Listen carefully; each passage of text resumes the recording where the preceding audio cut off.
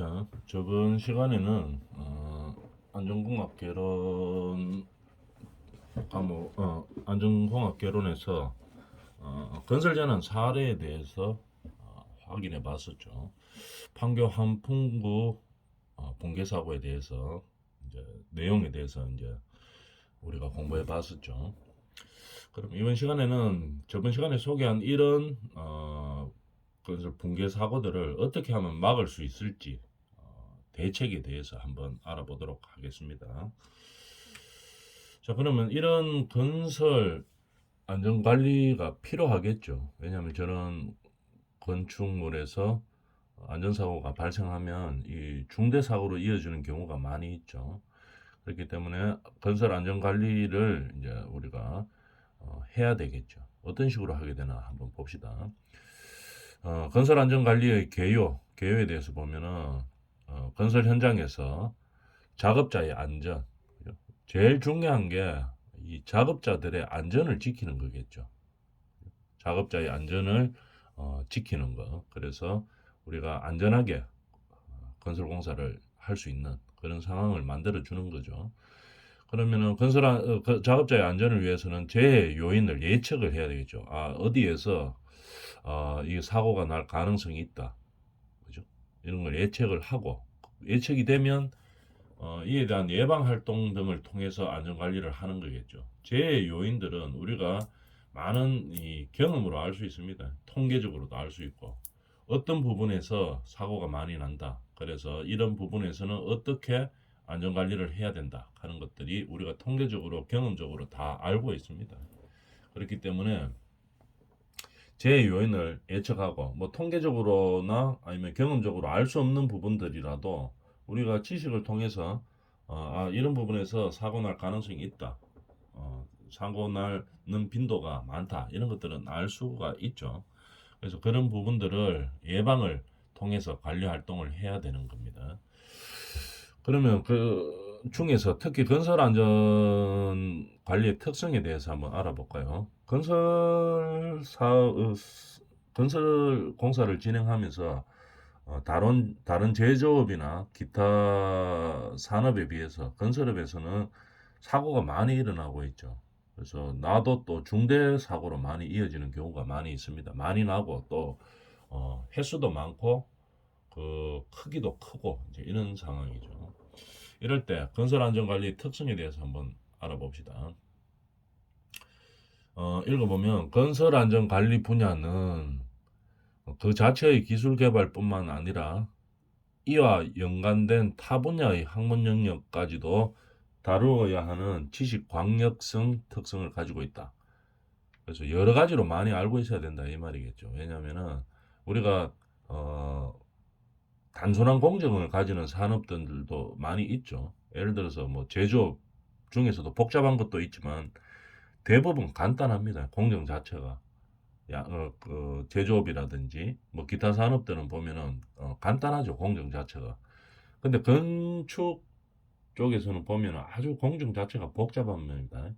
뭐 이 공정도 있고 저 공정도 있고 뭐 건축 공정에서 보면 뭐 철근 공정, 콘크리트 공정, 철골 공정, 그 다음에 뭐 목수, 전기, 설비, 그 다음에 뭐 인테리어 쪽에서 보면은 뭐 방수도 신경 써야 되고 타일도 붙여야 되고 내장도 해야 되고 등도 달아야 되고 뭐 문도 달아야 되고 여러 가지 공정들이 많이 있죠. 그래서 여러 가지 지식이 같이 이루어져야 되는 분야이죠. 건설 안전 분야는. 왜냐하면 하는 종목들이 많기 때문에 그렇습니다. 자, 그러면 건설 안전관리는 재해의 특성에 따라서 정립되어야 되겠죠. 안전관리를 할 때, 우리 건설 현장에서 발생하는 재해는 어떤 특성을 가지고 있다. 뭐 예를 들면은, 한번 발생하면은 중대사고로 이어지죠. 추락이라든지, 낙하, 추락. 예를 들어 사람이 뭐 작업하다 떨어진단 말입니다. 이거는 건물이 높기 때문에 추락하면은 아주 중대사고로 이어지죠. 사망사고까지도 이어집니다. 그 다음에 낙하도 마찬가지죠. 밑에서 일하고 있는데 위에서 뭐 자재 떨어져 가지고 또는 뭐 자재를 인양하다가 떨어뜨렸다, 사람 맞았다 이러면 이거 뭐 아주 큰 사고로 이어지죠. 협착, 뭐 다른 뭐 범퍼카나 뭐 이런 것들을 장비를 가지고 이제 작업을 하고 있는데 그 장비가 잠시 끼우뚱해가지고 사람을 부딪혔다. 또는 무거운 철골 같은 거를 이동하다가 그 다음에 뭐 신호를 잘못해가지고 그 철골에 끼어서 눌려서 뭐 사망한다든지 이런 사고들 많죠. 그렇기 때문에 재해의 특성에 따라서 관리를 해줘야 된다는 얘기죠. 안전 관리를. 근데 문제가 또 뭐냐면은 물론 안전성을 위주로 하면은 아주 철저하게 하면은 다 막을 수는 있습니다. 그죠? 안전시설을 하고 안전관리를 하고 하면 안전사고를 거의 다 막을 수는 있어요. 그런데 돈이 또 너무 많이 들어가면 안 되겠죠. 안전만 너무 막 강조하다가 보니까 이게 공사비보다 그 안전관리비가 더 들어간다. 뭐 이렇게 되면 이것도 잘못되는 거죠. 그래서 항상 적절하게 경제성을 고려해서 해야 되는 겁니다. 안전도 물론 중요하지만 너무 많은 지나친 필요 이상의 경제적으로 돈이 많이 들어가면 그것도 잘못되는 거겠죠. 적절하게 그 현장의 상황을 잘 활용해서 경제성까지 고려하면서 안전관리를 해줘야 된다는 얘기입니다. 그다음 건설재해는 다른 산업에 비해서 많이 발생한다. 아주 많이 발생하죠. 빈도도 많고 그다음에 중대 사고도 많고 이런 상황입니다. 그다음에 규모 면에서는 빈도도 많을 뿐더러 대형 사고가 많이 발생한다 이런 얘기겠죠. 그러면 이렇게 많이 발생하고 큰 사고로 많이 이어지는 건설 안전 분야를 어떻게 안전 관리를 할 것이냐 건설 분야에서 그런 것들을 이제 생각해 봐야 되겠죠. 자, 일단 비교를 한번 해봅시다. 그러면은 안전관리, 즉 안전사고가 가장 많이 일어나는 것은 건설업 첫 번째로, 그 다음에 두 번째로가 그냥 일반 제조업 통틀어서 이제 그렇게 보면 됩니다. 그러면은 우리가 구분을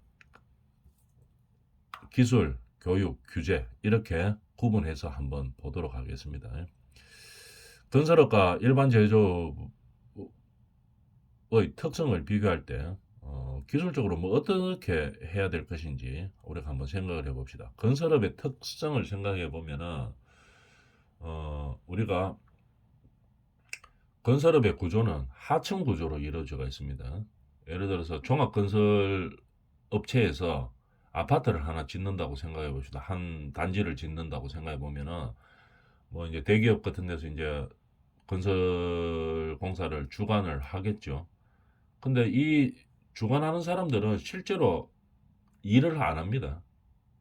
종합건설업에서 그러면은 뭐 직접 하도급을 주지 자기들 직원으로 직접 그 공사를 하지는 않습니다. 관리 감독을 하는 거죠. 어떻게 하라 시키기만 하는 거죠. 그래서 아파트 현장 이런 거 한 1000세대 정도 지으면은 그 본사 인력들이 뭐 예를 들어서 대기업에서 뭐 이 공사를 수주해 가지고 한다 이러면은 뭐 한 1000세대 되면 한 10명 정도밖에 안 이루어집니다. 나머지는 다 현장에서 하도급으로 계약을 해서 이제 모집을 하게 되겠죠. 목수팀, 그 다음에 전기팀, 그 다음에 설비팀, 철근 콘크리트 팀, 그죠? 그 다음에 뭐 또 어떤 거 되겠습니까? 다 이제 골조를 하고 나면은 인테리어 쪽에 들어와서 뭐 내장팀, 그 다음에 뭐 등다른 전기팀, 그 다음에 샤시팀, 뭐 이런 다 팀들이 나눠져 있습니다. 약 한 건축물이 지면 40개 정도 하청업체들이 들어오죠. 보통 뭐 그 정도로 들어옵니다. 그렇기 때문에 고용 인원이 몇 명이 되는지를 정확하게 몰라요. 건설업체를 주관하는 건설업체도 잘 모릅니다. 그죠? 하청을 줬기 때문에 하청업체에서 오늘은 몇 명을 데리고 올지 일 많으면 많이 데리고 오겠죠. 일 좀 적은 날은 좀 적게 데리고 오겠죠. 이러다 보니까 고용 인원과 이 오늘 왔던 사람이 내일 또 올지 안 올지 이거 잘 모릅니다. 통제가 잘 안 되죠. 하도급 계약을 했기 때문에 그 사람들이 알아서 하는 겁니다. 하청업체에서. 그렇다 보니까 고용 기간과 인원이 불확실하죠. 오늘은 100명 왔다가 내일은 한 500명 오고 그 다음날 한 200명 오고 막 이렇게 되는 경우들이 많이 있죠. 그러다 보니까 데이터를 수집하거나 뭐 어떤 정보를 가지고 대책을 세우기가 어렵습니다. 그 다음에 공정이 엄청나게 복잡해요. 건축 공정들은 보면. 그러다 보니까 복잡하고 막 다양합니다. 여러 가지 공정들이 많죠. 골조공사, 그 다음에 뭐 또 뭐 마감공사, 수장공사, 그 다음에 뭐 타일공사, 그 다음에 뭐 하여튼 공사들도 엄청 많죠. 그러다 보니까 공정이 복잡하고 다양하니까 대책 세우기가 어려운 거죠. 그죠? 그러다 보니까 대규모 중대 사고가 많이 발생하는 그런 특징을 가지고 있습니다. 그러면 그와 다르게 일반 제조업들은 어떻게 되는가 하면은 우리 아무리 큰 공장이라도 어디 취직을 하면 회사 같은 데 있죠. 공장 부분 제조하는 회사에 취직을 하면 뭐 계약 기간이 1년, 계약 기간이 2년 이렇게 정확합니다. 몇 개월 일한다. 이런 게 있죠. 건설업은 뭐 오늘 왔던 사람이 내일 안 오고 막 이렇게 하지만 제조업은 그런 경우들이 별로 없어요. 고용 기간이 확실하죠. 그 다음에 우리 회사의 인원이 몇 명이다. 이런 게 정확합니다. 뭐 100명이면 100명, 1000명이면 1000명 이렇게 고용 인원이 확실하죠. 정확하게 알고 있습니다. 물론 퇴직하는 사람도 있겠지만 그런 사람들은 전체에 비해서 극소수죠. 조그마한 인원이죠. 그러다 보니까 기간이나 인원이 확실한 겁니다. 그러다 보니까 데이터를 정리하기가 쉽죠. 몇 명 출근해서 몇 명 어디에서 일을 하고 어떤 공정에서 일을 하고 그래서 대책 수립이 가능한 겁니다. 안전 대책을 어디에서 사고가 많이 발생하는 공정이 있으니까 그쪽 부분에 우리가 안전 관리를 해야 되겠다. 이렇게 대책을 수립을 할 수가 있습니다. 그 다음에 대상이나 공정 자체가 제조업에서는 단순합니다. 아무리 뭐 이 복잡한 그 제조업체라 하더라도 일하는 거는 비슷비슷해요. 그냥 딱 정해져가 있죠. 건축 부분만큼 막 변화가 심하고 그런 건 아니죠. 그죠? 복잡다 하더라도 결국은 이거 단순화 시킬 수 있습니다. 고용인원과 기간이 확실하고 하는 일이 딱 정해져가 있기 때문에 그렇게 되는 거죠. 그러다 보니까 사고가 나도 소규모로 좀 발생하는 경우가 많습니다. 주로 많이 뭐 발생하는 게 제일 많이 발생하는 게 뭐 어떤 부분입니까? 금형 뜨고 뭐 이런 작업들이죠. 금형 뜨다가 뭐 끼임 사고 발생하고 프레스 작업하다가 절단 사고 나고 뭐 이렇게 많이 이것도 중대 사고지만 건축에 비해서 뭐 규모 자체는 재해 자체는 좀 작게 발생할 수 있죠. 그죠? 뭐 사람이 사망하는 사고 이런 거는 잘 발생하지는 않습니다. 뭐 예를 들어가 제조업 업체에서 뭐 폭발 사고가 난다든지 이러면은 얘기가 다르죠. 뭐 사망 사고도 발생할 수 있지만 그런 거 아닌 다음 회사는 뭐 이게 뭐 중대 사고가 나가지고 뭐 사람이 사망한다든지 이런 경우는 잘 없죠. 그 공정에서 발생하는 것들 중에서는. 그래서 이런 특징 차이가 있습니다. 그죠? 그러면 교육을 할 때는 그럼 어떻게 돼요? 교육을 시키겠죠. 매일 시키는데 건설업에서 보면은 인원이나 고용 인원이나 기간 이런 것들이 확실하지 않고 불확실하기 때문에 교육을 시켜도 그 효과가 좀 작습니다. 어제 왔던 사람이 안 오고 교육 열심히 시켜놨더니만 그 다음에 뭐 교육 열심히 받았던 사람이 뭐 안 오면은 뭡니까 다른 사람이 교육 안 받은 사람이 또 와가 이제 그 일을 하게 되겠죠. 그럼 다시 교육 시키려고 하면 효과가 더 적고 막 이렇게 교육을 많이 시켜도 파급 효과나 전달 효과가 작습니다. 라고 또 노동조합을 구성하기도 어렵죠. 누가 오는지도 잘 모르기 때문에 오늘 왔던 사람 내일 안 오고 이렇기 때문에 조합 자체가 구성이 어렵습니다. 그래서 안전에 대한 의식도 좀 수동적이라고 이야기할 수 있죠. 왜냐하면 오늘 왔다 내일 또 안 올 수도 있거든요. 그러다 보니까 효과가 작습니다. 아무리 뭐 안전 교육을 시켜도 효과가 작죠. 반면에 제조업 쪽을 보면은 효과 자체가 큽니다. 내가 고용이 되어가 있죠. 이 업체에. 그러고 앞으로 1년 동안 또는 뭐 평생 앞으로 10년 동안 이런 식으로 일을 할 거기 때문에 계속 교육을 받아오고 있습니다. 그런 사람이 많아요. 오늘 했던 사람이 내일 또 하고 내일 모레 하고 할 가능성이 상당히 높죠. 그러다 보니까 옛날부터 교육을 계속 받아오고 있습니다. 내가 하는 일에 대해서 안전상 문제가 발생될 수 있는 부분에 대해서 안전조치를 하기 위해서 교육을 받죠. 그러다 보니까 효과가 큽니다. 그 다음에 고용인원이 확실하기 때문에 노동조합도 구성이 가능하죠. 그래서 조합이 구성이 되면 조합 차원에서 우리 노동자들을 보호하기 위해서 여러 가지 교육들을 하고 있죠. 아니면은 노동조합에서 직접 할 수도 있고 아니면은 사측에다가 요구를 할 수도 있죠. 이런 교육이 필요합니다 하면서 할 수도 있죠. 그러다 보니까 안전에 대한 의식 자체가 능동적으로 바뀌는 그런 상황인 겁니다. 그래서 안전사고들이 많이 줄일 수 있는 상황이 되는 거죠. 제조업 쪽에서는. 그 다음에 건설업에서는 하도급 체제가 되기 때문에 규제가 잘 안 됩니다. 왜냐하면 본사가 있죠. 아까 이야기했던 아파트 현장에 본사가 있습니다. 대기업이 있고 그 밑에 하청업체 한 40개 정도 돼요. 본사에서 하청업체에다가 지시는 하죠. 이렇게 이렇게 작업하라고 지시는 하지만 잘 안 따라집니다. 왜냐하면 하청업체에 소속된 근로자들이 이 본사 사람들하고는 뭐 관계가 별로 없죠. 물론 계약 관계에 있기 때문에 회사끼리는 어떤 영향을 미칠 수는 있지만 실제로 일하는 노동자들은 하도급의 노동자들은 예를 들어서 목수 뭐 이런 사람들 있죠. 뭐 설비공 이런 사람들은 이 본사하고는 관계가 없습니다.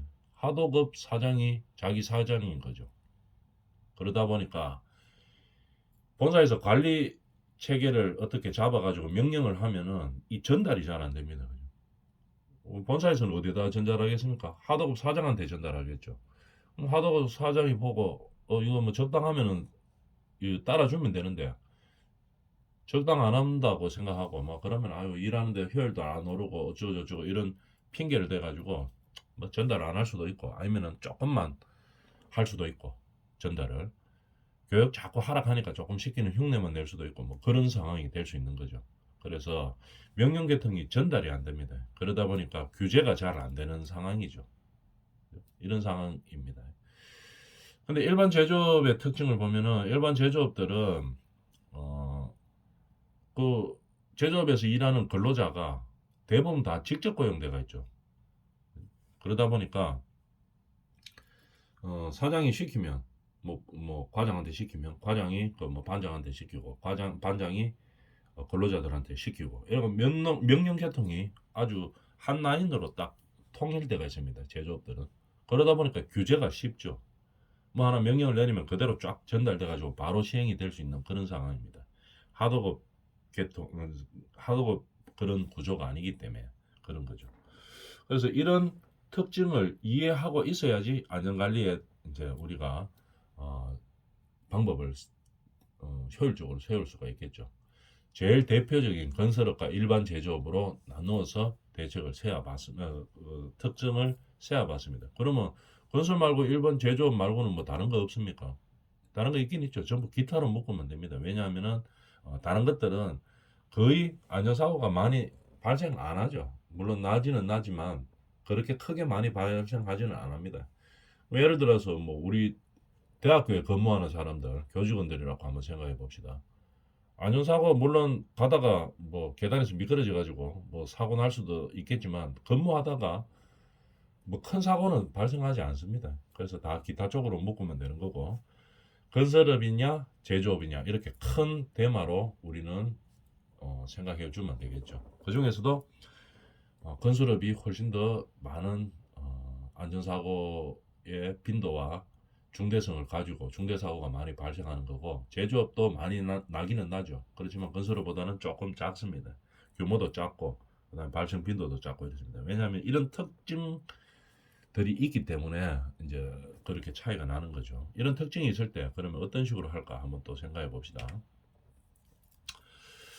자, 그렇게 많이 발생한다는 건설 안전사고의 종류에 대해서 한번 볼까요? 제일 많은 게 떨어짐 사고입니다. 추락사고. 뭐 일하다가 떨어져요. 그래서 우리가 대책들을 많이 세웠죠. 우리가 앞전 시간에 이야기했던 많이 떨어지는 사고를 방지하기 위해서 뭐합니까? 안전 펜스를 설치하고 그 다음에 외부에서 작업할 때는 시스템 비계를 가급적 사용하고 요거는 법으로 아직 정해지지는 않았죠. 시스템 비계는 대신에 발판은 법적으로 정해졌습니다. 안전 발판으로 무조건 사용해야 되는 것으로 이렇게 이제 규제들을 자꾸 만들어가는 겁니다. 통계를 딱 보니까 떨어짐 사고가 제일 많아요. 그럼 떨어짐을 이걸 막기 위해서 뭔가 대책을 세워야 되겠죠. 안전사고의 대책을. 그래서 떨어짐 사고가 제일 많다. 그래서 이 떨어짐 사고를 우리가 방지할 수 있는 대책을 많이 세우고 있는 거죠. 그럼 두 번째로 보면은 낙하 사고네요. 물체에 맞는 거. 밑에서 일하고 있는데 위에서 뭐 떨어져가지고 망치 같은 거 떨어져가지고 장비 같은 거 떨어져가지고 맞아서 안전사고 나는 게 두 번째로 많습니다. 그럼 이에 대한 대책도 세우죠. 물건이 안 떨어지게 하기 위해서 뭐합니까? 낙하물 방지망 이런 거 세우죠.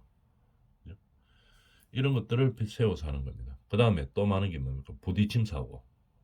그러니까 뭐 일을 하다가 어디에 부딪혀 가지고 이제 사고가 나는 거죠. 그러면 보호 장구를 착용한다든지 뭐 이런 안전 대책을 세우는 겁니다. 그다음 또 많은 게 무너짐 사고네요. 뭐 하다 일하다 보니까 흙이 막 무너져요. 토사가 옆에 사면을 해놨는데 사면이 비 와가지고 약해져가지고 무너진다. 그러면 무너져도 사람은 안전할 수 있는 그런 장치들을 해놔줘야 되겠죠. 그래야지 안전사고를 방지할 수 있습니다. 그다음에 또 많은 게 교통사고네요. 우리가 작업 현장 안에서 막 차량들이 많이 왔다 갔다 하죠. 그러다 보니까 뭐 이동하는 중에 사고가 많이 발생합니다. 이런 장비들에 의한 교통사고 이런 것들을 방지를 해야 된다는 얘기죠. 이런 통계를 보고 제일 많이 발생하는 이런 떨어짐 같은 사고에 방지하기 위해서 뭐 안전 펜스를 한다든지 안전 고리를 한다든지 그다음에 뭐 낙하물 방지망을 해서 물체에 맞는 것을 줄인다든지 이렇게 방법들이 나오는 것들이죠.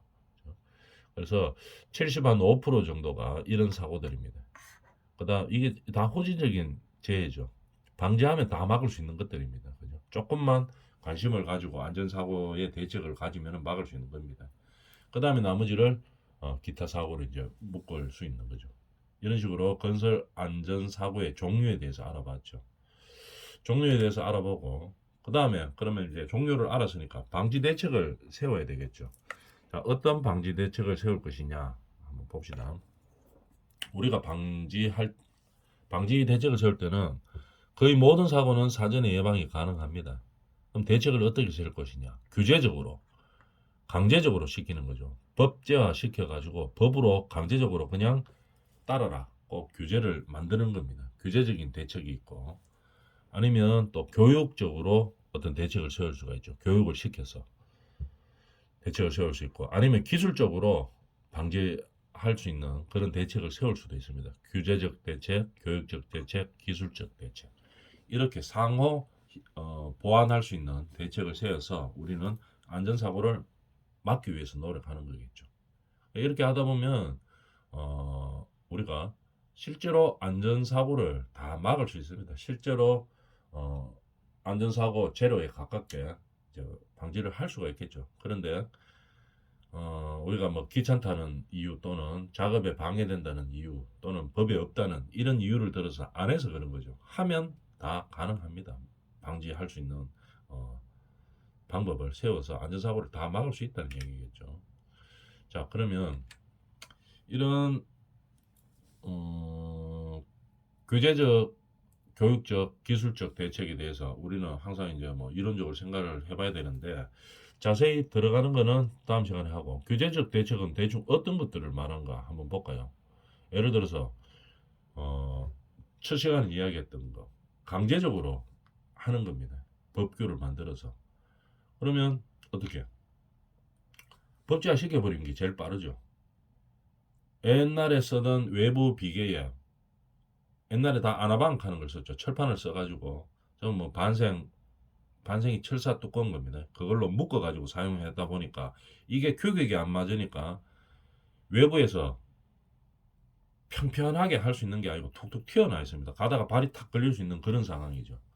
그러다 보니까 아까 봤던 것처럼 이런 뭡니까 떨어짐 사고가 많이 발생했는 거죠. 외부 비계에서. 그래서 이거 안 되겠다 바꾸자 이래서 이제 바꾼 겁니다. 안전발판을 무조건 사용하도록 법규화 딱 시켜버리죠. 그러다 보니까 안전발판은 어떻게 됩니까? 규격화되어 있으니까 딱 맞습니다. 위로 튀어나오고 이런 게 별로 없죠. 딱 걸어야 되니까 고리에 딱 걸리는 형태이기 때문에 편편하죠. 그러다 보니까 사고가 훨씬 더 많이 줄죠. 이렇게 규제를 함으로써 대책을 세울 수 있는 겁니다. 기술적 대책 보면 떨어짐 사고가 많았죠. 외부에 담부 작업할 때 떨어짐 사고가 많았습니다. 기술적으로 안전고리 걸면 되죠. 안전고리를 구조물에 걸든지 아니면은 걸 수 있는 것을 정착을 하든지 이래가지고 설치를 하든지 해가지고 안전고리 걸고 그 다음 밑에 혹시 떨어질 때 떨어짐 방지하는 낙하물 방지망 해놓으면은 혹시 떨어지더라도 사람이 다치거나 이런 일은 막을 수가 있는 거죠. 이런 식으로 기술적으로 막을 수 있는 겁니다. 그 다음에 교육적 대책. 매일 교육하죠. 우리가 현장에서 매일 교육합니다. 그런데 사람들이 잘 안 듣죠. 그러다 보니까 효과적으로 짧은 시간 안에 딱 머릿속에 딱 인식될 수 있는 그런 교육적 대책을 세웁니다. 주로 많이 활용하는 게 짧은 시간 안에 만화 이런 영상 이런 거를 많이 활용하죠. 그 보다 보면은 오늘 내가 저런 작업하는데 저렇게 될 수도 있겠구나. 만회해야지, 조심해야지. 이제 이런 교육 효과를 노리는 거죠. 그래서 우리가 건설 재해를 방지하기 위해서 교육적, 기술적, 교육적, 규제적 대책을 세우는데 자세한 거는 다음 시간에 하도록 하겠습니다.